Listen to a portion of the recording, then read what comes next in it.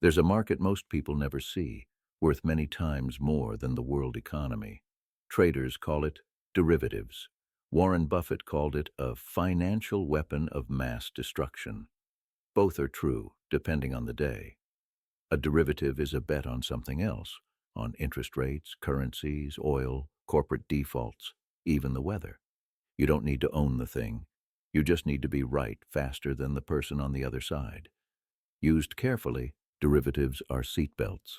Farmers hedge harvests, airlines hedge fuel, pensions hedge interest rates. But stack enough hedges together and you build a cat's cradle. Leverage laced through promises, stitched to other promises. That's where risk multiplies. Here's the part they never explain. The headline, about $600 trillion, is notional, the face value tied to those contracts. The cash at risk is smaller. The danger isn't the number, it's concentration, wrong way moves, and who's on the hook when one giant can't pay. In 2008, we learned that the hard way. The system didn't fail because every contract went bad. It failed because funding vanished, hedges tore, and one default ricocheted through a web of counterparties that thought they were protected. Since then, the web grew larger and tighter. Clearinghouses stand in the middle of more trades, stronger day to day, but now single points of failure. Margin models assume liquidity, and a handful of megabanks carry books so vast that their nets are only as strong as the weakest node they touch. Think of it like this. If Bank A hedges with Bank B and B hedges with C and C hedges back with A, the circle looks safe until one link snaps. Then the netted risk turns gross in an instant, and the demand for cash arrives now. That's why small shocks matter. A fast jump in rates, a sudden currency move, a spike in credit spreads. The models call them tail events. History calls them Tuesdays. Because derivatives don't just price risk, they transfer it. From airlines to banks, from banks to clearinghouses, from clearinghouses to everyone who mistook promises for cash. So this story isn't about a big scary number. It's about how a hidden market can snap, why the next shock may travel faster than policy can follow, and why hedged can become help. 2008. What really broke, what was fixed, and what was simply renamed. The year was 2008, and the world discovered what a derivative looks like when it explodes. On paper, the system was hedged. In reality, it was wired for detonation. It started with mortgages, loans to people who could barely pay. Banks bundled them into securities, then sold insurance on those securities through credit default swaps. Every bond became a bet. Every bet spawned a new one. By 2007, there were trillions in side bets on whether homes would keep rising forever. When the housing market cracked, the insurance chain snapped. Lehman Brothers held $35 trillion in derivative contracts, not assets but wagers. When Lehman fell, those contracts turned to dust and confidence with them. AIG followed. It had sold $500 billion in credit swaps without the cash to honor them. When defaults hit, the company owed more than it had. The U.S. government poured $180 billion to keep it alive. Not to save AIG, but to rescue the banks that had bet on AIG paying. That was the moment the public saw the truth of modern finance. Losses are private until they threaten power, then they become public. Governments around the world committed roughly $29 trillion in bailouts, guarantees, and liquidity. Central banks printed money on a scale no economist had ever imagined. The system survived, barely, and a new doctrine was born, too big to fail. But the cure became the disease. To stabilize markets, regulators built clearinghouses to stand between buyers and sellers. It worked in practice, until you realize it replaced 1,000 small risks with one gigantic one.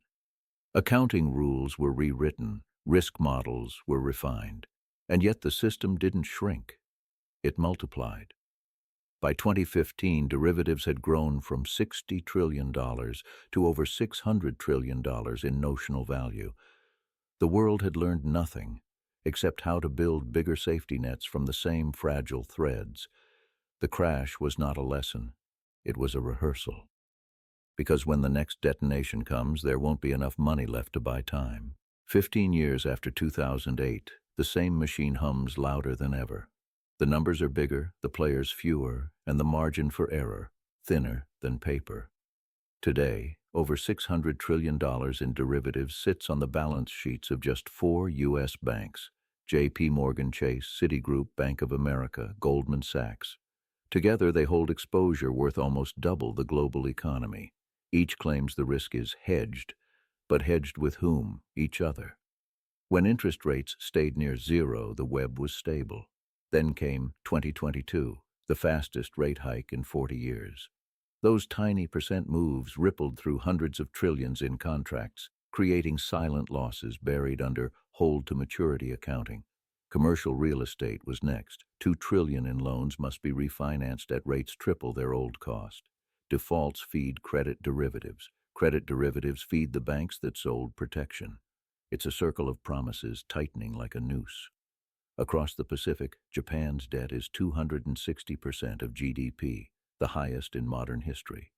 If bond yields spike there, the shock travels through global rate swaps within hours. In China, developers default by the dozens while local governments bury trillions in off-book obligations. Every crack in Beijing echoes in Wall Street models a world away. Central clearinghouses, the reforms meant to protect us, now concentrate risk like magnifying glass sunlight. If one fails, members must cover the loss collectively. That means even a careful bank bleeds when a reckless one burns. Add volatility in currencies, war in Europe, energy shocks, and AI-driven high-frequency trading moving billions in milliseconds, and the system resembles a jet engine running hotter than its design ever intended. Every era finds its trigger. Ours will be speed itself. The moment a digital panic travels faster than central banks can type the word rescue. When the chain snaps, how a derivative crash unfolds hour by hour. Every collapse begins the same way, not with panic, but with a pause, a single missed payment, a margin call unanswered, a clearinghouse quietly asking, "Where is the collateral?" Then screens start flashing. Bank A can't pay Bank B. Bank B can't pay Bank C. In hours, trillions in obligations freeze because the system was never built to wait. What follows isn't chaos at first, it's silence. Traders stop quoting prices. Liquidity vanishes, spreads widen from decimals to cliffs. Every algorithm built on normal volatility starts spitting errors. By mid-morning, clearinghouses invoke emergency clauses, contracts are canceled, netting suspended. Institutions realize their hedges are gone. The balance sheet that looked safe last night is insolvent by lunch. Central banks flood markets with liquidity. Rates drop to zero overnight. It doesn't matter. Confidence isn't a number. It's a rhythm, and once that rhythm breaks, printing more paper only amplifies the noise.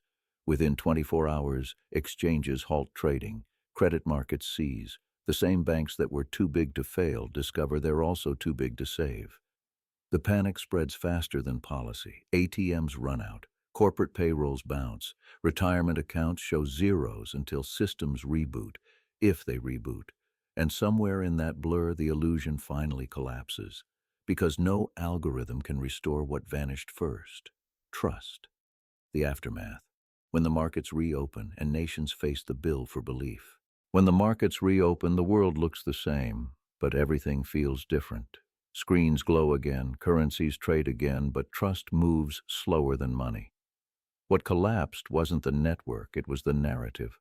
Governments rushed to reassure their citizens. Press conferences, emergency loans, televised speeches about stability. But stability isn't something you can legislate. It's a story people tell each other. And that story just broke. Interest rates drop to zero, then below. Inflation roars. Currencies compete to fall slower than their neighbors. The debt that once promised growth now demands tribute. Nations sell their assets to survive. Sovereignty becomes collateral. Pension funds, the silent backbone of the middle class, start cutting payouts. Social programs shrink. A generation raised on the promise of security discovers that safety was a mirage printed in green ink. Global trade slows. Unemployment rises. The wealth gap becomes a canyon. The same cycle that made billionaires overnight now births a new underclass. The generation that trusted the system one time too many. And yet, even in the wreckage, the machine restarts. New currencies, new institutions, new rhetoric about reform, but underneath the code remains the same: debt as destiny, belief as collateral. Every empire promises this time will be different. Every empire learns the same truth: you can't refinance reality. The reckoning, when the architects face their own creation. When the architects emerge from the ruins, they carry no tools, only excuses. Their equations failed, their models lied, their faith in complexity became their undoing. The empire they built out of numbers finally ran out of belief. In hearings and interviews, the same words echo: no one could have predicted. But they did. They just couldn't imagine a world where the music would stop, because they were the ones paid to keep playing it. Central bankers speak of unprecedented shocks. Economists debate whether the models were wrong or reality was. Journalists rewrite history in real time, a kind of collective absolution through forgetfulness. But the data doesn't forget. Retired traders stare at their screens, watching the numbers that once made them gods. They see portfolios turn to ash, pensioners turn to beggars, and markets turn to ruins. The machine worked perfectly until belief itself became the counterparty. In private, even the most powerful admit it. They never controlled the system, only its tempo. Every bailout, every stimulus, every rescue was just a pause button delaying the inevitable. And now, the illusion of mastery fades. The world that outsourced morality to mathematics discovers that no formula can solve for greed. The verdict, when history writes the final balance sheet. When the dust finally settles, the world doesn't explode. It exhales. No single crash, no final bell, just exhaustion. The sound of a civilization that mortgaged its tomorrow and finally reached the due date. History begins its audit, not with armies or revolutions, but with spreadsheets, the quiet mathematics of consequence. Balance sheets become epitaphs, graphs become gravestones, and every nation discovers that compound interest was never just financial, it was moral. The verdict is simple. What we called growth was borrowing. What we called innovation was leverage. What we called rescue was denial. Each generation passed the bill to the next until the next stopped existing. But not all debts are measured in dollars. Some are measured in trust, in dignity, in time, and those debts cannot be monetized. They can only be inherited or forgiven. In every ruin, there's a record. Rome left stone. Britain left law. America will leave data, a perfect mirror of what belief can build and what disbelief can erase. And when that ledger closes, history will not ask who was rich or poor, only who learned. Because civilizations don't die from debt. They die from forgetting why they borrowed.